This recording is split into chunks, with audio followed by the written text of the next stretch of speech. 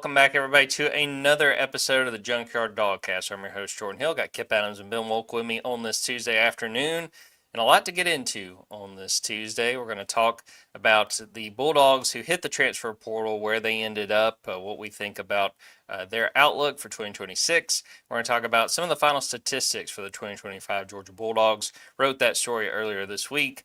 Want to really hit on some of the numbers that stood out, what we thought really kind of loomed large, especially with the way Georgia's season ended. We're going to talk about the Shrine Bowl, the Senior Bowl, some of the Bulldogs down there working their way through and trying to impress NFL brass before the draft.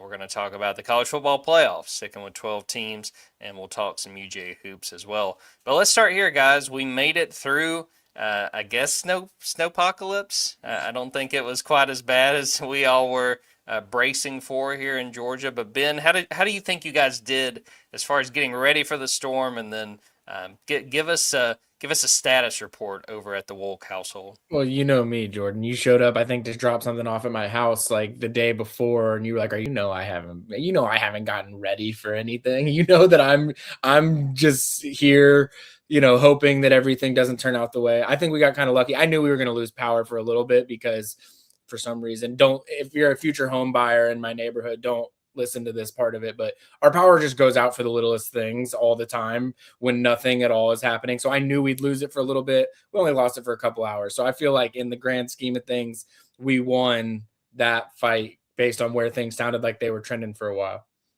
Kip, what about over in Atlanta? How did the Adams headquarters? How did you guys fare through all that? Well, I'll give a shout out to one of our former colleagues, Rusty Manziel. I handled this the same way he handles Christmas shopping. I waited until like 4 hours before everything was going to hit and went down to the local Publix at Eastlake to see what they had left, grabbed the last loaf of half slice pumpernickel rye combo, grabbed some bottled water and headed home, and it's still in the pantry. So I'll have that probably right. I'll go check the expiration date on that and have some peanut butter and jellies with that down the road. But nothing here, man. We had a little bit of some rain that turned to ice, and then before you know it, it was already melted. So I take that as a win. I got some bread I didn't need, got out of the house for a little bit. And overall, I think the city of Atlanta was preparing for snowpocalypse, their ice apocalypse to come back. I still remember where I was in that hit, 14 years ago or whatever. But glad that we all over prepared, because that is the better of the two scenarios. Yeah, we definitely over prepared over in the Hill household. My wife's from California, so she doesn't have a ton of experience with snow and ice, and she was a little antsy. And so the end result was we've got way too much food, and now I feel compelled to eat it. You can't let it go bad, but we may be looking at another situation this weekend. So let's not speak too soon when it comes to the winter storms. All right, let's get into one of the first topics I wanted to talk about on today's episode. We spent a lot of time talking about the guys who have joined the Georgia roster before the 2026 season, but wanted to get into the folks who have left. At this point, 13 of the 14 Georgia players who entered the portal have found a new home at the collegiate level. Nair Daniels is the only one we're still waiting on to hear an announcement. But I wanted to roll through those names real quick and just kind of get y'all's thoughts on who has left and probably more importantly where they ended up. This kind of just going position by position. Running back Roderick Robinson off to UAB. Tight end Pierce Spurlin is at Colorado State. Offensive lineman Jamal Merriweather to Miami. I think that is the latest of these announcements. Offensive lineman Bo Hughley to Colorado. Defensive tackle Jordan Thomas to South Carolina. Outside linebacker Chris Jones to Boston College.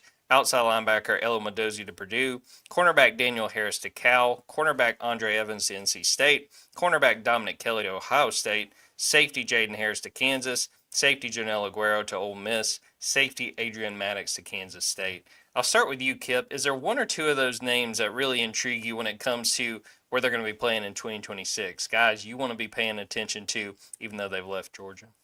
Well, I hate to say this because it's kind of been our biggest question mark with Georgia's transfer portal offseason, but for me, it's Bo Hughley going to Colorado because you got Jordan Seaton, the guy that maybe a future first round pick and was basically the most coveted offensive lineman in the portal leaving Colorado. And then they bring in Bo Hughley, who has, 2 starts at right tackle on his resume. I think with the amount of snaps he played and overall, he played fairly well jumping in there. I think he might be the top candidate to slide right in as the starting right tackle at Colorado. And so I just think it might be a perfect fit for him. And then, just having that spotlight on you, replacing a guy that was that coveted is going to allow him to, to potentially put up some comparable film and maybe make a name for himself. Ben, I'll ask you the same question. Is there a guy or two that left Georgia that you're really going to be paying attention to in 2026? There's a few. I would say one, Janelle Aguero, because he's going to be going and playing for a team that Georgia is going to go to their place and play next season. So I think that the fact that he's on your schedule makes him different from, I guess, just about everybody other than Jordan Thomas. Is Jordan Thomas the only other one that would be on Georgia's schedule next season?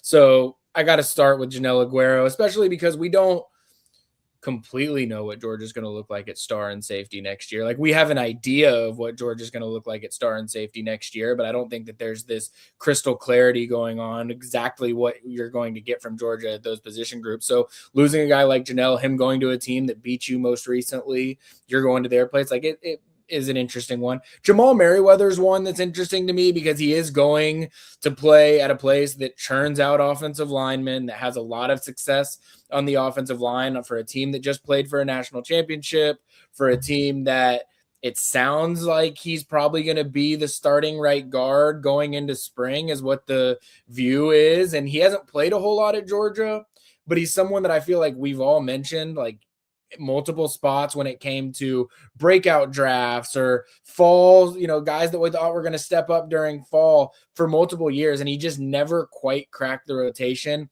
I think he is going to crack the rotation at Miami. And so look, it's just an interesting one to me because he's someone that I do think is going to be a good player. I thought he had a chance to be a good player at Georgia multiple times over, and he just never found a way to crack the rotation. I think that he will at Miami, and I think that he'll have a lot of success there. Yeah, he's someone to watch. Really, just when you consider Mario Cristobal and his staff, they know what they're looking for in offensive linemen and trying to get the best out of those guys. A couple of guys I wanted to shout out. One, got to shout out Elo Mendoza because I swear to you, it feels like half of Purdue's roster was at Georgia at one point. That's not really accurate, but there's been quite a few of them, and we know his potential, so it'll be interesting to see what he's able to do there and trying to see if Barry Odom can turn that thing around because year one was pretty rough there for Purdue. And then two guys I want to shout out, two ACC guys. One, Chris Jones at Boston College. I think he's a guy that's still got a lot of potential. I think he was kind of put in a tough situation. He was recruited as an inside linebacker. Georgia moves him outside, and when he played, I thought he played okay. There was a reason he wasn't starting, but I think he could go to Boston College. I think he can thrive. I think he's got a chance to do well there. And then the other person I would look at is Daniel Harris going to Cal. Tosh Lapoy taking over there. I think that, he was a guy going back to when Georgia signed him. If you remember, Miami was someone who wanted him really badly, Penn State. You just get a guy in Daniel Harris who is, extremely tall for his position, very long, and there were times he looked really good at Georgia, and he fell into a situation where he lost his starting role and never really recovered from there. But I like the fit for him at Cal. I'll be interested to see what he's able to do there. You have to think he's got a chance to start there. So a couple of those ACC guys, I'm really fascinated to see how they play in their first seasons over there in the ACC.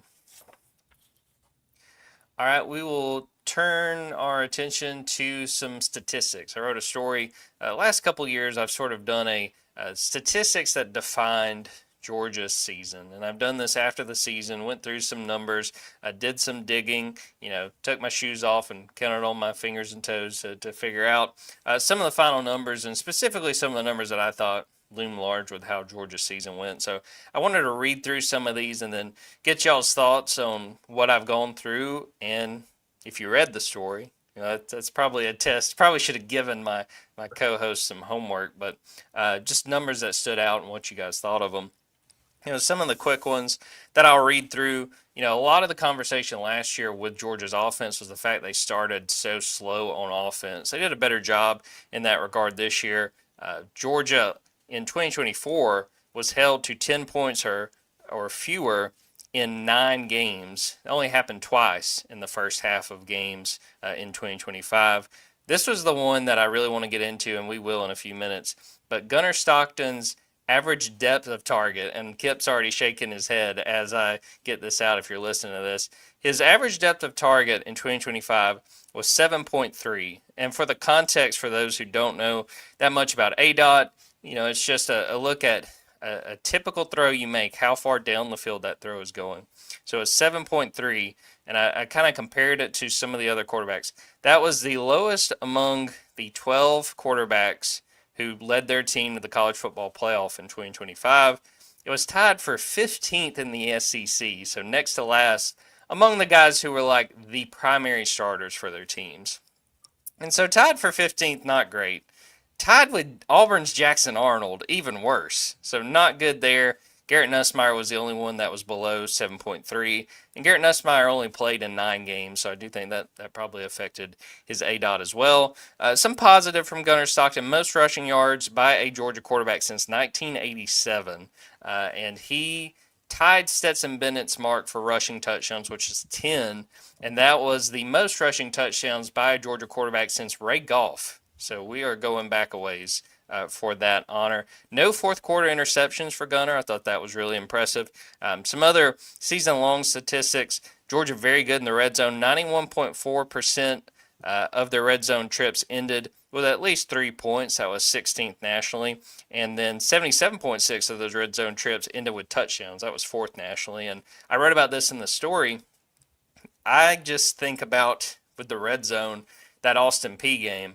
And right before halftime, they can't get the touchdown. They wind up, the half ends, and Ethan Barbour's laying there hurt, and they've totally, flunked this test against an FCS team. And you're just going, man, this might be a rough year if they can't score there. And to their credit, they bounced back after that. Were really good in the red zone going forward.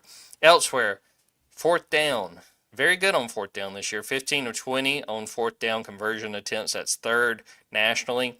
Only had 20 attempts. They were very mindful of when they would go for it. 20 attempts. That was tied for 97th nationally. So didn't go for it a lot, but made the most of the times they did. Some more issues with the defense. 20 sacks in 2025. And you guys can correct me if I'm wrong, but I swear I thought after the 2024 season we had a lot of conversation of they have to get more sacks, they have to do more. Well, they had 17 fewer sacks in 2025. So if we thought 2024 was bad, then it only got worse in 2025. And then some of the recurring things that I saw in the 2 losses: the regular season loss at home to Alabama, the Sugar Bowl against Ole Miss. Between those 2 games, they only had 1 total sack, and that was not even of a quarterback. Chris Cole tackled Jeremy Bernard on a trick play in that regular season game, so that was the only sack. Both quarterbacks had really hot stretches of those games. Ty Simpson had 8 consecutive completions in the first and second quarter, and that really got Alabama going before they took, I think that was a 10-point lead in the half. And then Trinidad Chambliss set a Sugar Bowl record with 13 consecutive completions, and that was huge in getting Ole Miss out front and Georgia having to play from behind. And the only other thing I would shout out, as good as they were on 4th down this season, as I just mentioned a few minutes ago, both of those games had some 4th down plays that really swung in the other team's direction. We know about the one against Alabama. Cash Jones gets stopped short. That was an opportunity for Georgia to tie the game, and that was basically the last chance Georgia really had to tie or take the lead in that game. And then Ole Miss, you had the Peyton Woodring miss on like a 55-yard field goal, but then you have the play where they weren't trying to snap the ball. They snapped the ball. They wind up getting stopped. Gunnar fumbles as he's being sacked. And then right after that, Trinidad Chambliss throws another touchdown to make it 34-24. So a lot of numbers there, a lot to throw at you guys. But I'll start with you, Ben. Any of the statistics that I laid out there really jump out at you, or that you want to kind of highlight from that list? Well, if I may just offer a defense of Gunnar Stockton for his ADOT, which I think what we knew about Gunnar Stockton coming into the season was that was probably more likely to be the case. You also wrinkle in the fact I don't feel like Georgia has any complete burners on the perimeter, or the guys that were playing a majority of their snaps weren't complete burners where you are just going to be throwing 9 routes all day long to certain guys. You weren't going to be doing a whole lot of that this season based on who you had personnel wise. I will add Zachariah Branch's ADOT this season was 3.6 and he caught 81 passes. When you've got a guy like Zachariah Branch, that is going to skew that number low.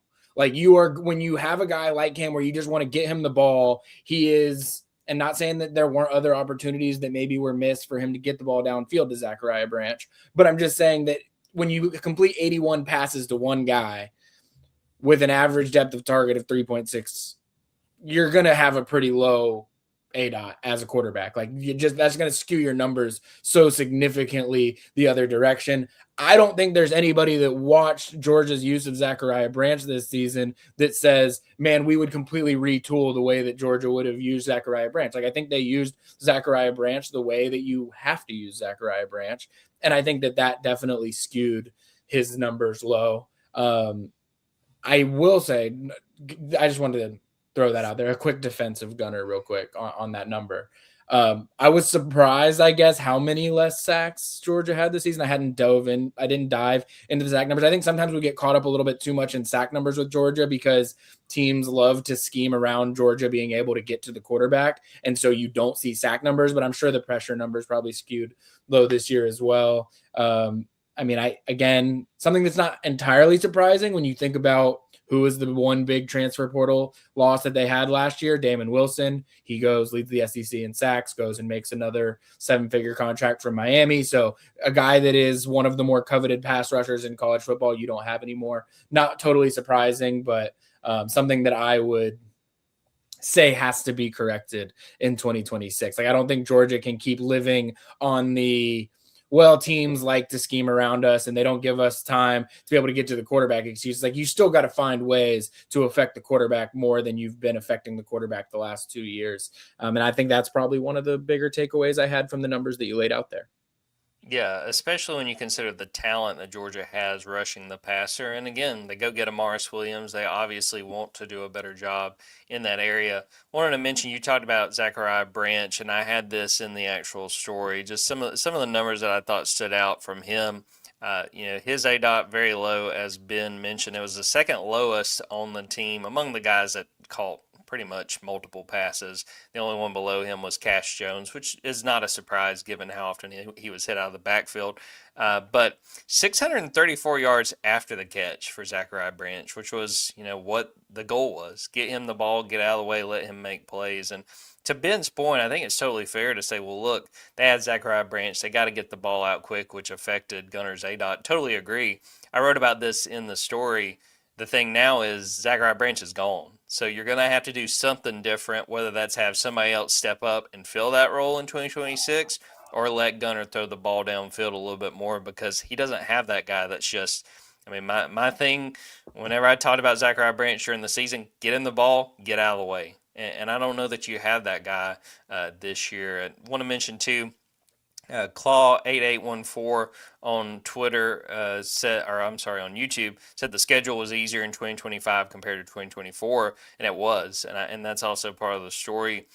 Georgia, the FPI, that's ESPN's Football Power Index, had Georgia's 2024 schedule number 1 in the country. I think they came in at like 17 this year, and there was quite a few notable teams they had above them.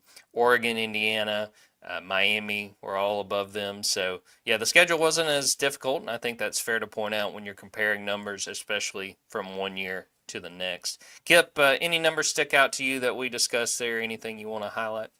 There are a lot of numbers that I want to burn and never see again. We're talking about Zachariah Branch and getting him the ball. A little bit of a chicken and the egg thing here is did you have to get him the ball at the line of scrimmage because his route running didn't allow him to get separation down the field?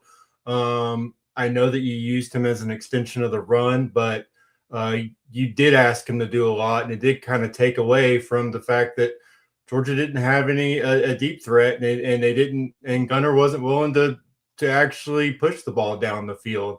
And you look in his rushing numbers, like, yeah, he set the mark for Georgia's quarterback play this century, but I think Georgia would have been a lot better if he didn't run a lot of the time. Like, we want that number to go down next year, or at least more efficient, because yeah, if you're getting 3.5 yards a carry, you're basically right at the line of efficiency, which a lot of times he's, third down, if he's getting him some much needed yards, but a lot of times he took that thing and ran a little bit too early. Didn't give his pocket protection a chance, his receivers a chance. So maybe we're going to find out if Zachariah Branch's departure allows this offense to develop, forces Gunner Stockton to develop as a quarterback. And yeah, I went and looked at the sack numbers. They're the worst this century for Georgia. It's the lowest sack total that Georgia had, well, since the year 2000. In 2000, Georgia averaged 1.33 sacks per game. They had 16 sacks in 12 games that year. 1.43 for Georgia this year. So, yeah, basically you're talking about in 25 years, it's the lowest sack production Georgia's had. They had I believe against FBS opponents, they had a 3.76 sack percentage on dropbacks. Again, that was the lowest of this century. No other year did they go. I think 4.88 in 2019 was the next lowest. Every other year under Kirby, we're talking like 7, 8, 9% on the drop back sack percentage. So I think, that is a situation where Kirby will tell you we get them in passing situations by stopping the run. I think they went a little bit too far into that area. And you can load up, 7 big guys on the front line of scrimmage and stop that run. But if you're not getting to the quarterback, it just allows the plays to, develop longer, allows guys like Trinidad Chambliss to rip you to shreds. And that's exactly what happened. So I think that is where you look at Georgia's personnel and you go, I do hope that those freshmen that Georgia loves at Ezra take a big step in year 2. Like Chase Linton, like this is your time. Like Darren Kinnebon, your time is now. Because they do return Gabe Harris. They do have Quintavious Johnson back, and bring in Mars Williams. Got to be big as well. But they might need some juice from some of these young guys, because you don't want to end the year being outside the top 120 in sacks. It's just that's a number that Georgia was never outside the top 100 under Kirby Smart. So that was a step back for Georgia's defense. And I think when you started to play quarterbacks who could extend plays and make accurate throws off platform, you really saw that kind of shred this defense. Very uncharacteristic for Georgia. Gotta say, I was a little surprised. I just looked at the numbers of Ty Simpson in that regular season game and then Trinidad Chambliss in the Sugar Bowl, and that wasn't necessarily like their season highs. Like they put up good numbers in those games, but I kind of expected either one of those to be like a season high in passing yards or a completion percentage, and it just wasn't. But they had really strong stretches, which I think made the difference. Again, I'd recommend you guys check out that story, Statistics That Define the 2025 Season for the Georgia Bulldogs. A lot of other stuff in there that I didn't hit on this podcast because, we could have probably gone on for an entire hour about some of those numbers, but did want to mention, Kip, pointed out they stopped the run a lot better. Probably the moniker for this team before the season was run the ball, stop the run. And they did a great job of improving in both those areas after really struggling with both in 2024. So we'll take a quick break, come back, and get into a little bit more. We're going to talk about the All-Star games coming up. We're going to talk about some decisions from the College Football Playoff, the NCAA coming out with some news when it comes to sponsorships going forward, and some UGA hoops as well. Want to make sure and take this time and encourage you to sign up to dogs247.com. Got a lot of great stuff over there on the Junkyard. Believe we're still having this sale. Get your first 2 months for $1 or pay just 50% off of a annual subscription. We really can't really sell you guys hard enough on just what it means to be over there with us on the Junkyard. A lot of good stuff going on. We are in the thick of men's basketball season. The February edition of Signing Day is coming up, so you got to keep your eyes peeled for that. Baseball will be starting up pretty soon. We got Olivia Sayer covering baseball for us. Super excited. And Ben, don't want to put you on the spot, but we were talking beforehand. We've got another recruiting show coming up. Is that right? That's right. Yeah. I mean, we're going to get through the junior days. We had one earlier in the month. There's going to be the one coming up at the end of the month as well, or I guess 4 days from as we're doing this right now. So what we're going to do next week is we're going to talk about the 2026 class. We're going to kind of put the finishing touches on that, and we'll have a special guest on to talk about that a little bit. We'll talk a little bit about the transfer portal haul that Georgia brought in incoming. And then, everything else we'll do will really be turning the page to the class of 2027, including, as I foretold last week, Jordan, you better get that predict to commit roster ready because we will officially start picking next week. Kip, we will meet up for our weekly luncheon after we record this so we can kind of go through our scouting report, see who we like. And as much as we cover on that show, again, Ben does a great job over on dogs247.com. Subscribe, and you will be up to speed on all the stuff in the recruiting world in 2027 and beyond. So we'll take a quick break and be right back.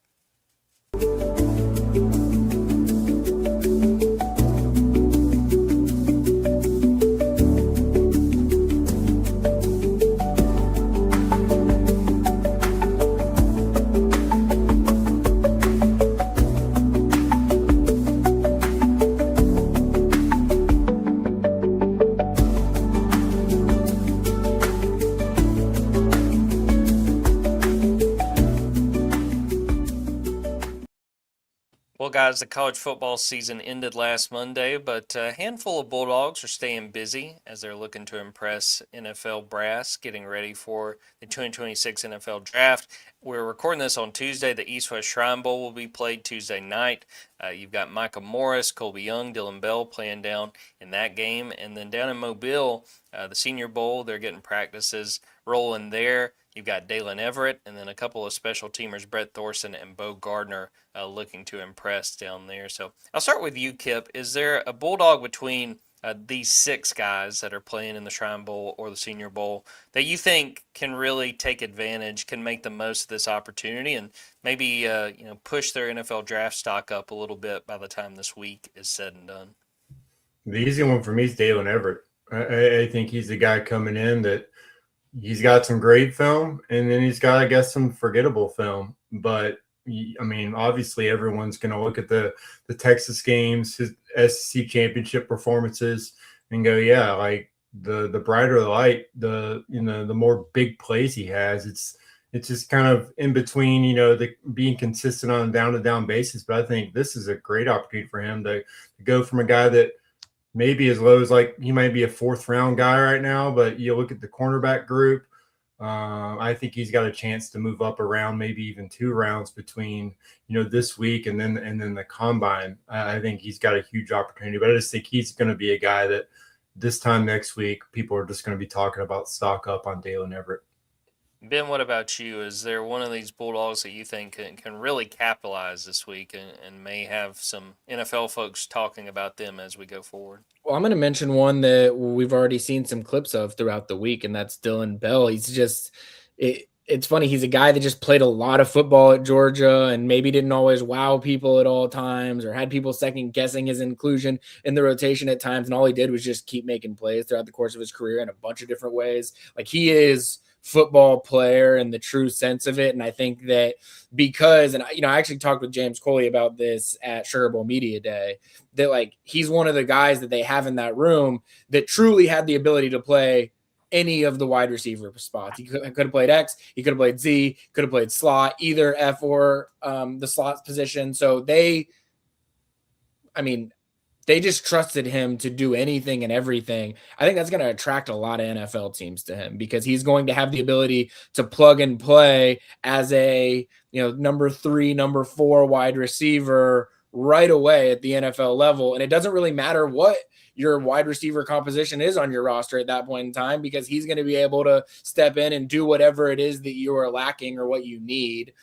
We've seen this week out at the Shrine Bowl, like he has some of the best one-on-one clips throughout the week. And I think that we've seen this before, but sometimes you get Georgia guys in these settings around guys that aren't Georgia guys, and people realize like, oh, wait a minute, things are just a little bit different in Athens. What they're used to going up against, the good on good stuff that Georgia does all the time puts you in a really good spot to shine, whether that be in the Shrine Bowl or the Senior Bowl. So I think you see Georgia players excel in these weeks in general. But I think Dylan Bell is a great example of someone where it just reminds you like, oh yeah, playing a lot of football at Georgia goes a long, long way when you get into these situations against other guys that you're going to be drafted up against. And it's like, oh, wait a minute, when you're actually setting them side by side to one another, Dylan Bell has an ability to separate himself from the pack. Yeah, Ben, you picked mine, and Shine in the Shrine. Try saying that 5 times fast. But Dylan Bell, I think he's a guy that, again, there were times, I think about that Orange Bowl. Again, that Florida State team was depleted, but I mean, he was making contested catches. I was convinced he was really going to kind of become a household name the next year. And he's a guy, I swear, that there's going to be an NFL team that makes that Deebo Samuel comparison that we saw at times at Georgia when they played him when they desperately needed help at running back.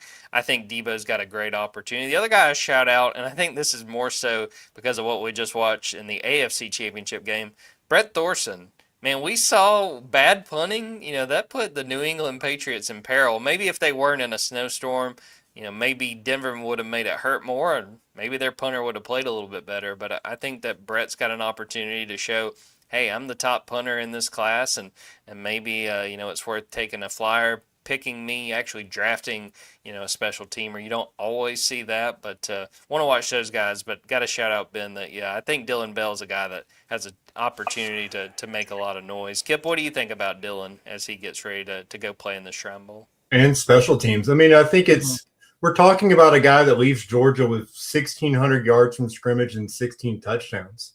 I mean, it's not like he didn't produce time and time again for Georgia. It's just he was never the true number one guy at Georgia. So he got overshadowed a little bit. But, I mean, yeah, you need a guy to take a handoff. You need someone on special teams, like I said. I think that is going to get him probably drafted, maybe not as a pure receiver, but as a guy that, on an NFL roster, if you're not the number 1, number 2, number 3 receiver, you need to make some money on special teams too. And I think those valuable into the roster spots where he's like, well, he can be an emergency running back. He's going to be a gunner. And he can be a number 4, number 5 wide receiver. He'll probably hear his name called. And as you said with Brett Thorson, I would be surprised Brett Thorson and Bo Garner both get drafted. I mean, they're both going to be in the top 2 in their position group. So it just takes one team like, yeah, we don't want that crap to happen to us. We need a long snapper. We need a punter. Let's just solve this right now. We got 2 7th-round picks. Boom. I definitely think both those guys are probably going to have a big week.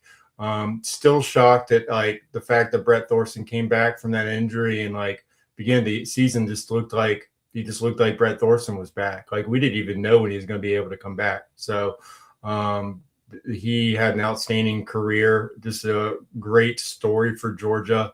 And I do think, like I said, all 3 of those guys are going to, with their versatility, with their ability, probably earn draftable grades this week.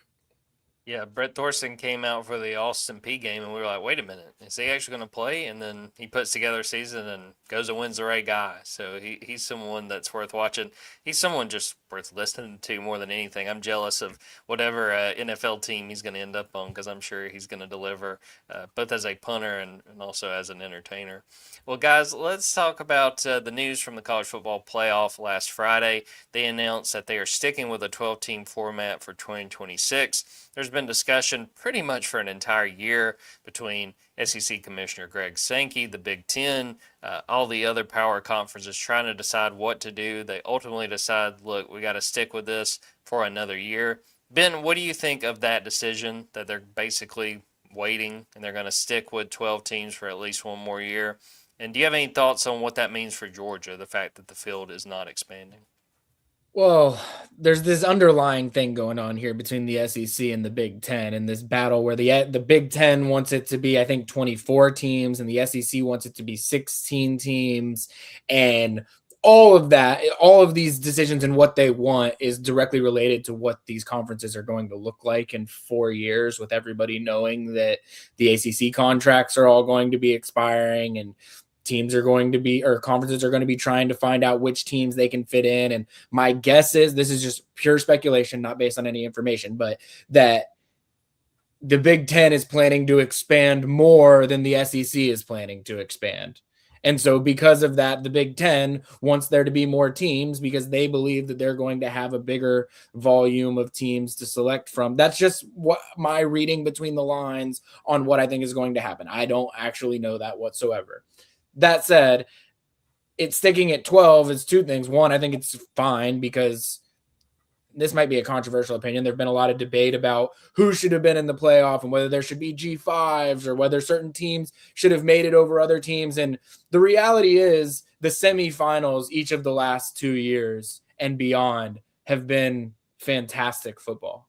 Like what we know now with a playoff, when you're going from 12 to 8 to 4 to 2, is like once you get into that 8 range, but especially once you get into that 4 range, there's not any teams there that don't deserve to be there. There's not any question about which teams can compete to be playing in those games because they've already won games to get there. And so I think the 12-team format has proven to be fantastic the last 2 years. Is it flawless? No. Are there people that would argue that G5 teams are getting too much favoritism? Yes. Are there teams like Notre Dame that are saying the process of how they determine gets that last spot and you flipping it on the final day is sensationalist and ridiculous? Yes, that's also a thing too. But the outcome, the results, the product that we're getting, semifinals and beyond at the very least, and especially some quarterfinals games too. I don't want to take away from quarterfinals. Like the quarterfinals, Georgia plays a great quarterfinals game. Miami, Ohio State play a great quarterfinals game. But once you get to the semifinals, you have 4 teams that have earned their way to be there in that format. So I think the 12-team format works. So I have no issue whatsoever with it sticking to 4 or 12 teams. I think inevitably it's going to expand. I think we know that if the SEC and the Big Ten are the ones having the power struggle, and they're at 16 and 24, and that's the difference they're at. And so they're sticking at 12 as a compromise. It goes without saying it's going to expand at some point. So I hear people sometimes being like, I'd rather have the BCS, or 8 teams would be the perfect numbers. Like, stop.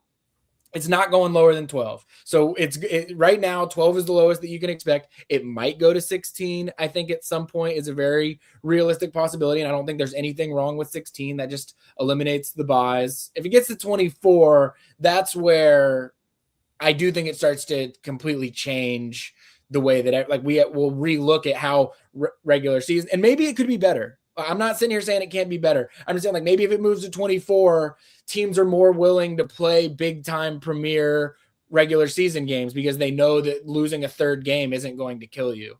Like, I'm not saying that there aren't reasons why a 24 team couldn't end up working. I'm always of whatever it goes to, I'm going to love it because it's college football and I'm going to enjoy watching it. But yeah, I mean, we're going to get more or less. I know there were some tweaks to the automatic bids or something like that for the 26th season, but more or less we're getting more of the same. And I think that that's a good thing. We just had Indiana win a national championship. I don't know how anybody could. I know the sport's not perfect right now, but we have this team that nobody ever thought could win anything, just went on a miraculous run and won a 12-team college football playoff. Like, I think we got a great format and a great system right now. And I think that the product that we're seeing on the field is reflecting that. Yeah, I think the losingest team in college football history as far as a program, and they go out and they go undefeated, which is something special. Like you said, Ben, like I think I would prefer an 8-team playoff, but understand that like it got to 12, it's not going lower. My understanding, kind of looking at this, it's sort of as much a TV dispute as it is an SEC versus Big Ten. You know, I think that if the playoff expands further, you know, to like 24 teams, all of a sudden you're talking about maybe Fox gets a piece of the pie and is able to get some of those games, whereas ESPN pretty much has a monopoly on it right now. So that's something to keep in mind too. And the biggest thing, I mean, I think 16 is as far as we should reasonably go because 24 is just, you know, I looked at a list that had, you know, for 2025, there's 24 teams. Here are some of the teams that would kind of be in that conversation. We're talking about like NC State's like kind of on that bubble, and it's like, man, NC State did not have any right to be in the playoff conversation. Like, there's got to be a bridge too far. So much of this is about money. I understand that. I'm not naive, but I think 16 is as far as we should go, and they need to really focus the conversation on we're going to 16, and the conversation is more about automatic qualifiers versus, who gets these bids. And Ben mentioned, I think starting this year, Notre Dame is guaranteed a spot, I think, if they're in the top 12 of the college football playoff. So you've got that caveat, especially important after a year where they were left out. Yeah, I'm very nervous about how this all plays out because I personally think 24 is too many. Like Ben said, I'm going to watch it no matter what. But I think you do want to making the playoff mean something. And I think eventually you get to 24 and there's, you probably go 2 or 3 years and people start talking about expanding it further. I think you need to stick it to 16 and, get rid of the buys and just go that far. Kip, what do you think about the playoff conversation, the playoffs sticking with 12 teams for next year, and just what we're going to be looking for going forward when it comes to the format? I know everyone thinks that these changes were because of last year's playoffs, but I think you got to understand this was all agreed upon. I think 2-3 years ago that Notre Dame, the clause for the top 12, like that was agreed upon several years ago. And if you're upset about it, I mean, Greg Sankey's one of the 3 people that agreed to it. It was Tim and the Big Ten commissioner and the Notre Dame athletic director. And so, I mean, it just goes to show just how much equity Notre Dame still has that they're able to get that benefit. And then, now it's just one spot for the group of 6. So it was the course correction was already established before we saw what happened. So I guess credit for them to have this set in place. I mean, they've changed the format 3 years in a row, all 3 years of the 12 teams. So it seems like they're just, they're still trying to figure it out every single year. So I feel like we're just going to have like a decade of 10 different formats. But as far as expansion is concerned, I think we got to start using the bowl games. And you got to start using week 0. You got to set the schedule back here. The worst part about what happened earlier this month is all the coaches complained about the schedule. We all complain about the schedule. Everything happening when it happens, January, trying to get guys in the transfer portal, classes, all this. And we're wanting to push this, the schedule basically into February. I mean, like everyone's tweeting about how next year's national championship is going to be like January 26th and all that. And yet you all agreed to not change the schedule at all. And so I think that's where we're kind of getting goofy and we're wanting to expand it. Like we already think everything should be pushed back, but you want to add games. Again, I think we should just use the bowl games as playing games. Like just add weeks, push everything back, use the beginning of December as like your expansion, build that in. And I mean, I want the Pop-Tarts Bowl to be a playing game. Like it's already an amazing game. Let's have, like Notre Dame and Georgia Tech playing in that game to try to get into the playoff. Like I just think like it's a win for everyone. If you safely add football, guys are still in school while they're playing, you still have that aspect for now. So sure, if they're going to expand to 16, then make sure you do it to where we're not just saying like you just made everything worse. And every single opportunity you've had to make things better, you really haven't taken advantage of it. So I agree with Ben. Like we've had outstanding postseason like football. Like that national championship game was awesome. But if we're going to continue to add games, like we need to try to maybe keep some part of the sport intact or make it where the game actually is enjoyable by the fans. You're keeping all these fan bases. Like I think the schedule has to be the one thing where like, let's figure out a way to get this right. Cause we're already greedy. We're going to add billions. Let's make it where the actual sport, the quality doesn't go down. Kip hit on the biggest thing for me is that this Monday, is when that date is when the national championship will be played next year, and that's just utterly ridiculous. Ben, I'll put you on the spot. They call you and say, "All right, you are in charge of the playoff format. We trust your decision making. What would you do with this playoff format going forward?" That's a loaded question, Jordan, because like I think for me, you know how much like I think conference championships matter. And so I think because I know how the human brain works and how people can't just separately they can't think of the conference championship individually. Like if it were a perfect world for me, every person on earth would think so greatly about these conference championships that just winning the conference championship, you would say that's awesome. And what implications it may or may not have for a playoff would be completely irrelevant to you because it was about winning the conference championship. That's my utopian, idealistic world that's unrealistic because of how I know people are. So for me to answer that question, I have to really think about what is the best way to create a playoff format that also promotes teams wanting to win their conference championships, which they try and do to an extent, but it is, and I think that what they're doing, this 12 team where Power 4 conference champs automatically qualify, does it to an extent. But then you're just going to have people saying, well, we would have been better off not playing that game and being the 5 seed than winning that game and being the 2 or the 3 seed, which I'm not denying. Like, would Georgia have made it further in the postseason this year if they were an Oregon spot in the bracket? Yes, Georgia would have made it further in the postseason this year if they were an Oregon spot in the bracket. That's not what it's about to me. Like you've got it. You want to win the conference championship and then you want to win the playoff. And I can think about those things completely independently from one another. All that said, like, I don't need to change anything right now because again, I think what we have right now more or less works. But like I said, if it moves to 16, I'm not going to be complaining about it to moving to 16. I'll be honest with you. If it moves to 24, I'm not going to be complaining about it moving to 24. Like that format will end up working. It will change things. It will look differently. The regular season will be affected in terms of how other decisions, there will be ripple effects that people are not even anticipating if we move to 24 teams. That's just the nature of it. The same thing happened when it moved to 12 teams. Nobody thought when it moved to 12 teams that Indiana would be winning national championships. And I know that's not the only reason why. But I saw someone in the comments say they would have won in the 4-team playoff regardless. Maybe that's true. But last year, they probably wouldn't have made the playoff. And being in a 12-team playoff last year gave them the launching pad that they needed to be able to put the roster together the way they needed to in year 2, be able to go win a national championship. And so the 12-team playoff has changed the number of teams in college football that have a chance or feel like they have a chance. 16 would only increase that. 24 would only increase that. Is that what people want? Maybe not. It's not necessarily what I want.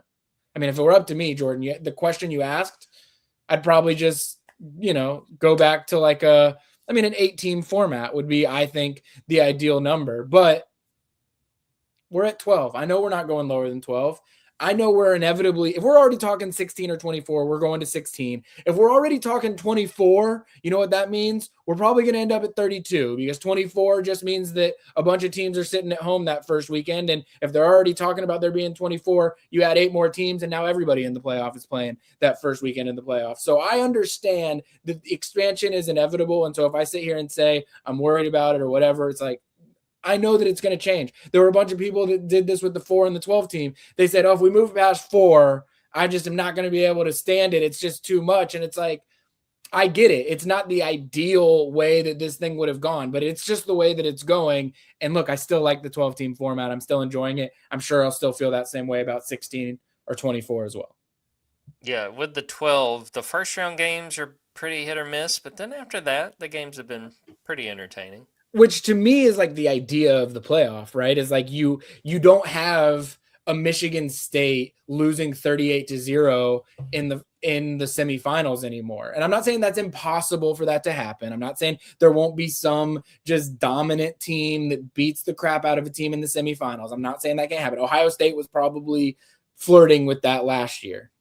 But I mean, the point is, yeah, you're going to have some first round games that kind of stink. If you grow it, maybe you have some second round games that kind of stink. But by the time you get to that final 8 in a 16 team or a 24 team format, once you get to that final 8, you only have teams left that have been able to beat other teams that were in that playoff. So they've proven that they were going to be like, it is a playoff. That's the whole point of it.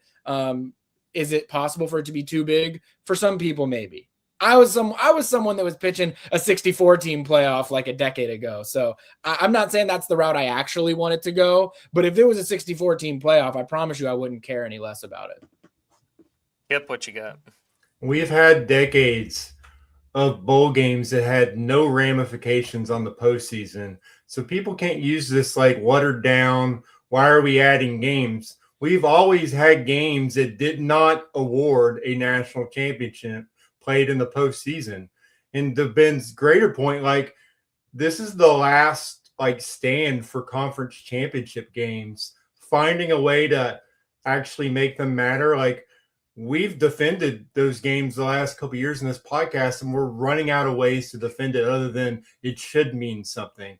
But honestly, in the grand scheme of the national championship, it hasn't meant something. And I think if you're gonna add to that, then add the postseason games at the same time as the conference championship. That way they're playing at the same time. Those teams are guaranteed a spot. You got other teams playing with a spot on the line. So at least maybe you give them 2-round buys now. I don't know, but you have to figure out a way, or else those games are.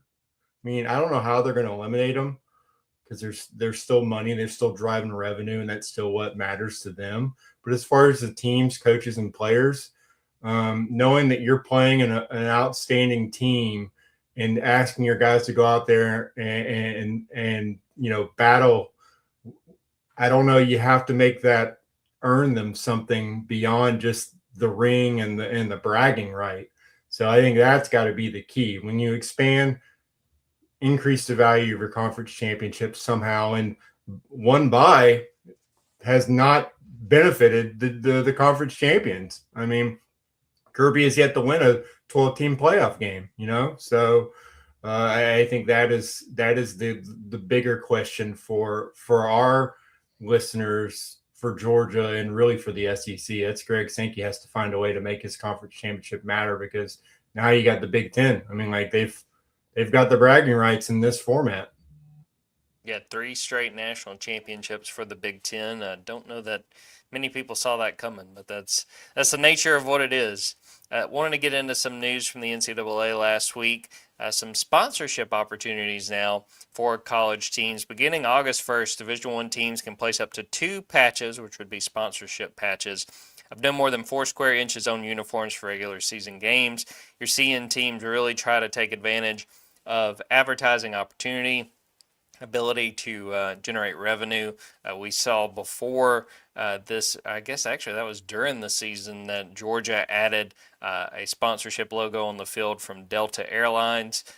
You have to imagine that some more of that is coming, especially with these jersey patches. So I got a little creative. If you're listening to this part of the podcast, you may want to fast forward, because this is going to be a visual part of the podcast, but got a little creative with some ideas. Josh Brooks, you need to take my calls. I've got some pitches for some potential sponsorships for Georgia's jerseys. So we'll roll through these photos real quick, get y'all's thoughts on what you think, or if Georgia should explore some other options. So we'll start with a logo with the Delta jersey. Got that there, right there on the jersey. I think you just make it easy. We all know, Delta is already involved with Georgia athletics, and just kind of expanding their role.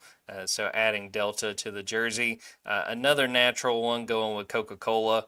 I think that one makes a lot of sense. There's going to be some interesting potential fights between Georgia and Georgia Tech. Wanted to put Waffle House on here, but I was like, I think Waffle House is going to be a Georgia Tech staple. I think they're going to build their fence around that. But Coca-Cola there, got to go.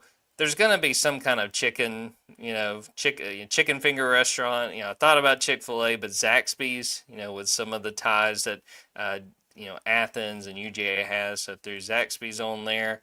The comparison I saw when people first announced, when the NCAA announced this was happening was, well, now these jerseys are going to look like NASCAR.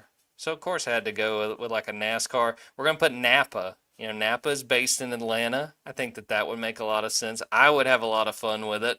I've already said that I think that the players and the coaches should do interviews like they are a NASCAR driver, shouting out all those sponsors, making sure, you know, putting them to the forefront. Got Napa there.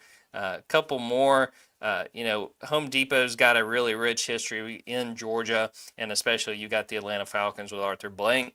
Maybe Home Depot could get involved, you know, put that on the jersey. Maybe Georgia has a little bit more luck, you know, tied to Home Depot than the Atlanta Falcons, but thought that that could work. And then also another fast food place. What about the varsity? Again, that would probably be a fight with Georgia Tech, but we all know the rich history in Athens. You know, it's still kind of a bummer that that's not still on Millage, but really like the idea of maybe throwing a varsity logo on there. So, Ben, what do you think about some of those ideas? You know, we kind of sat down and brainstormed, came up with some ideas. Do you like any of those pitches? Is there any more that you'd like to see on the Georgia Well, jersey? I like the Coca-Cola and Delta. I feel like those are natural fits. I've always said I think Coca-Cola should be the one for like the Hawks, the Braves, the Falcons, like whoever has these patches. I think the Coca-Cola should be there. Delta makes sense, and they already do have the on-field partnership with Georgia, so that would be natural fit. You know, the one that I would love to see the fight over, the fight over, is Canes. I mean, I know that the creator of Canes is a big LSU booster, but I believe he graduated from Georgia and has Georgia ties. And obviously Canes has a rich history right there on the corner of Baxter right there as well. So I'd love to see the fight between LSU and Georgia for Canes, though I feel like LSU probably will end up winning that fight, whatever financial implications come with that. But yeah, no, I mean, Coca-Cola is the obvious answer. Gotta go with that one. If I'm not mistaken, I think Ed Orgeron had some kind of connection with Canes too. I don't know if he's got a couple of those franchises or what. May just be misremembering from the last time I was in Baton Rouge. Kip, unmute and let me know what you think. Was there any of those that caught your attention? If this was Shark Tank, was there one of those that you think you would have picked? Man, those are some great ones. I mean, I love the main ones. Obviously, for Georgia, it's going to come down to money. I mean, it's got to be the biggest companies involved, right? Like, you want a bidding war to happen. You don't, but at the same time, like, you can go local. Like, give me a Barbaritos one, man. Like, for like, maybe it's a non-conference game only, or something like that, or like you get that Creature Comforts on there, like get a Tropicalia a logo on there. I think I don't know if that'll work out for what Georgia's trying to do, because in the end, like this is a revenue bill. Did we lose Kip Operation. there? So because that's not owned by a Georgia guy. I mean, I don't think you want to go. You can go UPS. Aflac is based in Atlanta. Get some of that Aflac money would be great. But overall, I think that it's not really going to be about which of these brands looks the coolest on the jersey, but it's which ones are gonna get those NIL coffers. So I think we're gonna have plenty of Coca-Cola and Delta in the end. Maybe even a UPS when all is said and done. But give me that Creature Comforts on there. Those guys have been loyal to Georgia. They've got a Georgia partnership going. So I at least give them a game or two. Maybe not even. I mean, maybe not football. Maybe it's basketball. We'll see. Yeah, they will definitely end up, on men's basketball, women's basketball, baseball jerseys as well. It won't be just football. I have no doubt about that. Couple quick things before we close out with Georgia men's basketball, and it was something I should have brought up when we were talking about the Shrine Bowl and also the Senior Bowl.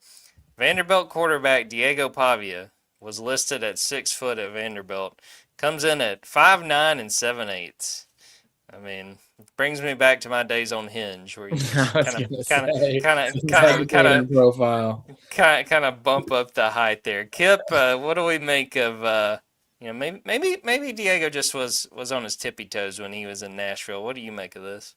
I mean, Georgia's always done fairly well with this on their logo. This is on Vandy, really, because again, I always look and see what they're listed at in Georgia, and it's usually fairly close.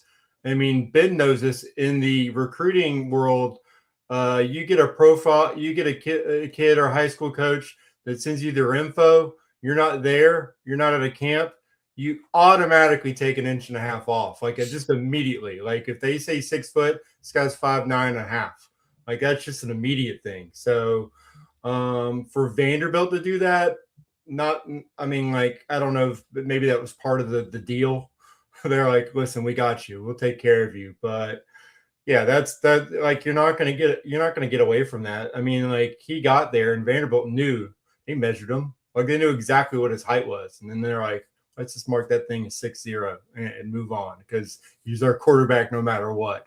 I find it hilarious. But yeah, like to the high school coaches out there, you know this, like your kids are going to get measured eventually. Like Georgia's not going to bring a guy in and go in the honor system and be like, well, he said he's 6 foot, but like Kirby Smart's looking down to him a little bit, like, yeah, they'll figure it out. So, I mean, he had a great run. I think that NFL run, we're going to see. Like, you guys, what's your favorite 5'9" quarterback out there tearing it up in NFL right now? Like, who's the guy that, has gotten that chance and made everyone, quieted all the doubters out there, which I'm sure is what the Pavia circle right now is saying that he's going to do. I can't think of anyone. So, yeah, I love measurement week. It's always fun. And that was one we all were waiting on. And, yeah, it did not disappoint. It's not the size of the dog in the fight, boys. It's the size of the fight in the dog. Ben, you got any thoughts on that situation? I would have loved to have the audio of whatever was going on in that room, just because how Diego Pavia is, and that he knew he was measuring in below 5'10". Like he's measured himself in enough times over the last however many years of his football life. To Kip's point, Vanderbilt knew he wasn't 5'10" for the whole football season. They measured him in. They knew what his height and weight actually were. Like this isn't a surprise to them by any means. I just would have loved to hear what he was saying as he's getting measured in, knowing damn well that he's about to measure 5'9" and change. It just would have been funny because it's like everyone's making fun of him. And I know he hasn't always been the most self-aware person at all times throughout the last couple of months, but he is self-aware enough to know that he was going to measure in less than 5'10" and that he knew what the reaction was going to be from that. So I'm sure he had some pretty comic relief commentary going on in that measuring room as that was happening. Would have loved to hear that. The two things I would have expected, one, do you know who I am? Which, of course, does not change how tall you are. And two, I have to imagine he probably threatened that he was going to sick Theo Vaughn on whoever was measuring him up. So it's something like that. One other thing before we get out of here, because I should have brought this up earlier. The Dabo Swinney versus Pete Golding thing going on right now. Ben, you got any thoughts on Dabo just bringing the receipts in like a 9-minute press conference? I loved it. I know that there's a lot of folks in the coaching world and around just fans in general that probably didn't love it. I don't love it in that like I'm like a huge Dabo Swinney supporter guy. I just think it's hilarious to think that we had a national championship winning head coach that people have basically just written off as being a mascot of college football at this point, sits down and has a 10-minute monologue breaking down the exact timeline of everything that happened with his transfer. I also love when he starts out his commentary, he said, we were in the news about our transfer, just talking about it because they had one guy transfer. Like Dabo Swinney finally entertains the transfer portal. He gets into the transfer portal mess, and then it turns into this whole deal with Luke Farrelly ending up at Ole Miss. Like it couldn't have been scripted better. So the fact that he is talking about, not plurally, singularly talking about his transfer portal take that he had in Luke Farrelly, I just thought it was hilarious because most other coaches would not be able to refer to it as our transfer that we took because they'd say, okay, which transfer that you took are you referring to? He had one guy that everybody knew that obviously he was referring to. I love that you go to Luke Farrelly's page on the Clemson website right now, and it has a link to the press conference with Dabo Swinney's monologue. Like, it is the ultimate petty. I have no idea what, if anything, will come from this. I don't think anything will or can. Look, this happens. There's probably not a person on most SEC rosters right now that came out of the transfer portal where you couldn't allege some kind of tampering in some capacity on it.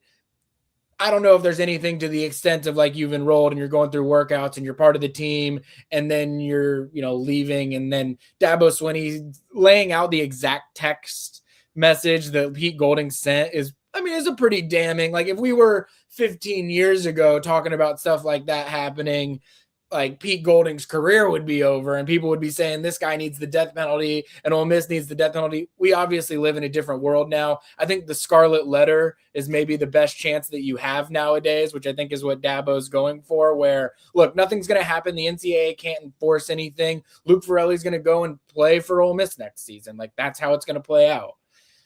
I think him sitting there and calling them out and saying, like, if you do this, the hope is that nobody around the coaching industry wants to be labeled as the guy that is going and just completely stealing everyone's players and doing things completely the wrong way. And so I think by saying this, it at least gives an impression about Pete Golding. Maybe, look, he was name dropping people that are part of his personnel department as well. Like, he was very intentionally first and last naming multiple people at Ole Miss to make very clear, like, the NCAA might not be listening to this. Nobody might ultimately care about this, but I want every other coach around college football to know these are specific conversations that I am having to deal with these specific people that are on Ole Miss's staff. And I think the hope would just be that will affect the way that other people behave in the future. Do I think it will? Probably not, but admirable effort from Dabo Swinney nonetheless. It wasn't for lack of trying. And Ben, I think you and I are kind of on the same wavelength here, where it's like the system's beyond broken. Like, I totally think it's messed up for a kid to be, enrolled in school and going through workouts, and then someone gives him a better offer and he leaves. But I don't think this is going to accomplish very much. And I'll say this prediction.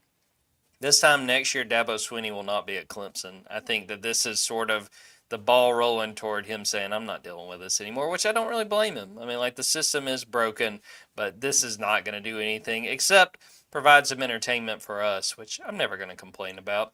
I will say, a coach reaching out to a player that is signed and saying, I know you're signed, but what's your buyout? And then increasing a number from $1 million to $2 million. That's wild. And it makes you wonder just what all is going on. I tend to think that these things are more operation based. So it's like you have certain people on your staff that are doing certain things and whatever. It's like, Dabo Swinney is just flatly saying Pete Golding sent a message that said, what's your buyout? I know you're signed, what's your buyout? And then later doubled the amount that he would have been able to be earning. And that's coming directly from the head coach, per Dabo Swinney's words. It's crazy that level of tampering was happening in that situation, truth be told. Kip, what's your read on all this? What do you think of Dabo versus Golden? He's Abraham Simpson yelling at the cloud right now. That's how he looks. But I love pettiness. We can't get enough of it in college football. Like, we really can't. Clemson brought in the exact same number of transfers as Georgia did. So they did have more than one transfer then. They had 9. Oh, then why was he referring to it as our transfer? Because he was the one in the news. That's why I was the one he didn't get, because he changed his own philosophy and still got burned. I don't even know if it's the biggest story of the week. I think just the Duke and Darren Mensah reaching that settlement. They signed him to a 2-year, $8 million deal. That is a crazy number, and yet they just reached a settlement. And I think this is where you get to this is where fans just get upset and throw their hands up, because they're like, what kind of is the point if we just know our guy can leave January 27th and go to another school? And this is where you go, all these programs, you guys crap the bed. Like, that's what this is. Like, Dabo is right. He's actually right. He just sucks at being right. Like, that's the thing with Dabo. Like, he makes being right look not cool. But he is right. It's a mess, but like, is Dabo going to go out there and fix it? No, he's just going to complain about it because it's what he does. And he lost someone in the portal. Like, he was one of dozens of guys that didn't get it done and didn't keep a guy. So at the end of the day, you got to go to your numbers guys and say, how'd you lose this? Because that's what you did. That's what really happened. And that is where the sport is now, but it's still entertaining. Like, Dabo still makes it fun. I've clicked on that Luke Ferrelli bio a couple times just to make sure it's still there. I hope it stays there forever. You always want that to be there, and they'll get traffic and revenue from that. They'll get links, get all that ad revenue. Maybe they'll be able to afford to keep Luke Ferrelli if he's got a younger sibling or a kid down the road. Maybe that'll help Clemson.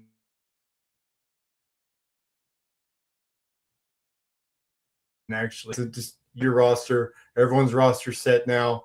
Like, that's technically, we think it's behind it for days for the most part. And we get ready for spring practice. Everyone's got their teams. Let's go.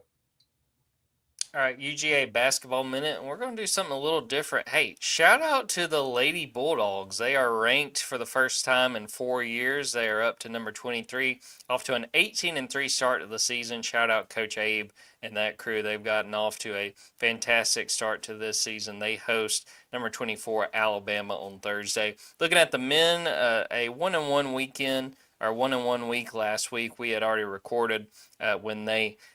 After they had played Missouri, a tough showing in Austin, 87-67 loss to Texas.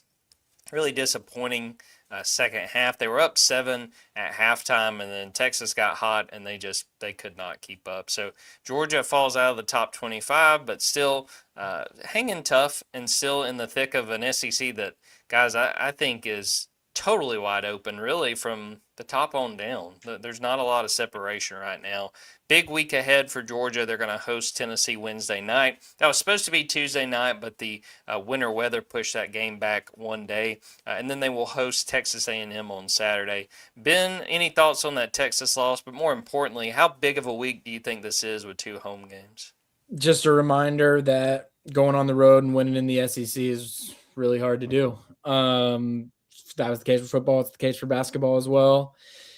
This Texas team is just a weird team. Like, I think 12-8 right now, but I think they've got 4 wins against top 25 teams when those teams were ranked in the top 25 at least. So, yeah, just tough. It's hard to go on the road and win. I think that for you to split last week that's a win. It doesn't necessarily feel like a win when you win the first one and then you're favored on the road. Actually, I don't think they were favored. I think Texas was favored by 1.5. But still, go on the road against the team as a ranked team and you lose. Like, it's tough. But it just also reinforces got to find a way to win these this week because you got to win your home games. I think you're catching Tennessee not playing its best basketball, at least historically, under Rick Barnes right now. So you've got a chance. I think it's critical that you find a way to win that one. If you don't win that one on Wednesday, it turns into, I don't want to say a must win in terms of you got to win it to make the tournament, but to be the team that you think you might be, if you lose to Tennessee on Wednesday, you have to win against Texas A&M on Saturday. Yeah, talking rough about a Tennessee team, but Ben, they beat a G League guy That's on true. Saturday. So I wouldn't overlook them. I will say this: Nate Emmett, that guy is a beast. That was a very impressive game. I think he ended up with 29. That's going to be tough for Georgia and then Texas A&M too. And like Ben said, if they lose both of these games, the season's not over. But if you want to kind of keep pace in what is a very difficult SEC, I think you need at least one of these. And again, the mindset I've always had with SEC basketball, protect home court and then try to steal a few on the road. And they've already surpassed their road win total from last year. You continue to do that, you will hang with some of the best teams in the conference. Kip, any thoughts on where Georgia basketball is right now and really the week ahead? They need to split every week moving forward. That's what they have to do. I think the goal should be, 10 SEC win. You want to go 10-8, right? Like that's got to be the goal, just to kind of know going into tournament weekend that you're gonna get in, and that's what happens. I mean, like if they split every week, they're gonna be in. Like we're splitting here, top 25. Like Georgia's gonna be a top 35 team. If they split every week, that's where they're in. Then they're in that range. And if you're an 8 seed, I mean, like you're projected to win a tournament game. Like that's the next step. Getting to the tournament back-to-back years, like that's fine. Winning a tournament game means you're still on the right path. The arrow is still going up, right? And so that's the key. And like that's going to be it. Like every single one of these games is going to be 1 to 2 points favored or underdogs. Every single one moving forward, basically for the most part. Beat Texas when they come back. You play them at home. Good luck against Vanderbilt, and good luck against Florida at home. Like all those games. But yeah, to your point on Tennessee, that Nate meant like that is a tough matchup for Georgia. I am very curious to see who they put on him, how they defend him, and we've talked about rebounding, like allowing Tennessee to get extra possessions. That's going to be the key in this game. I mean, the defense really took a step back in that game. Like losing to Texas by a point or two, like Ben said, they were like Texas favored to win, fine, but I mean they got blown out. Like that game went off the rails quick, and we had to sit there and watch the entire second half of Georgia not being in the game. I mean, we really hadn't seen that yet. So that's kind of a different look where how do they react from this? How do they bounce back from real, adversity or the humble pie that they ate? And yeah, you don't get the rest because you got Nate Ament coming to town, like I said, and that's a guy that's it's a lottery pick right now. So let's see how they do. Yeah, that was the largest margin of defeat for Georgia this season, and the 67 points they scored, the fewest in a game this season. So, again, we'll have to pay attention Wednesday night when Tennessee comes to town to see how they respond. We'll end the episode right there. Thanks everyone who watched this live, everyone who is watching or listening to it after the fact. Be sure and go subscribe to dogs247.com. A lot of great content, as I mentioned earlier in this episode. Still got a sale going on, $1 for your first 2 months, or 50% off a VIP membership. Promise you it's worth it hanging out with the rest of us on the Junkyard. You've got football stuff still going on as Ben's covering recruiting. Before too long, you're going to turn around and spring practice will be here. We're in the thick of men's basketball season. As I mentioned earlier, baseball's right around the corner. Olivia Sayer's going to have that covered for us. Subscribe to the Junkyard Dawgcast wherever you get your podcast. Please rate and review. Helps us a ton. Subscribe to the YouTube Dogs 24/7. Subscribe to the TikTok there as well. Lots of good content and more stuff to come up with now that we are in off-season mode. So we'll end the episode right there. For Kip Adams and Ben Wolk, I'm Jordan Hill. Until next time, take care, everybody.